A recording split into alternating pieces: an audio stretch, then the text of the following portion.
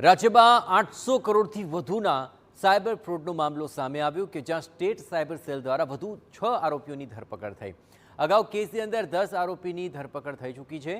3 આરોપીઓ સાયબર ફ્રોડના નાણાંથી ભંગારનો ધંધો કરતા હતા। આરોપીઓએ 200 ટ્રક ભંગાર ખરીદ્યું હોવાનો ખુલાસો થયો। અન્ય આરોપી પાસેથી 270થી વધુ બેંક ખાતાની વિગતો મળી આવી છે। આરોપીએ 20 કરોડથી વધુના ટ્રાન્ઝેક્શન કર્યું હોવાનો ખુલાસો થઈ રહ્યો છે।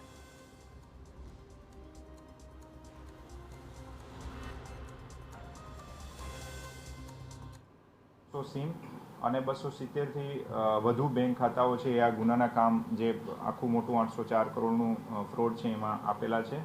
અને રાહુલ છે એ આ ફ્રોડના પૈસા છે એ અલગ અલગ જગ્યાએ ટ્રાન્સફર કરાવી એનો કેસ કાઢી અને જે આંગળીયા પેઢીઓ મારફતે છે એ અલગ અલગ જગ્યાએ ટ્રાન્સફર કરવાના રોલમાં એનો એ સામેલ હતો।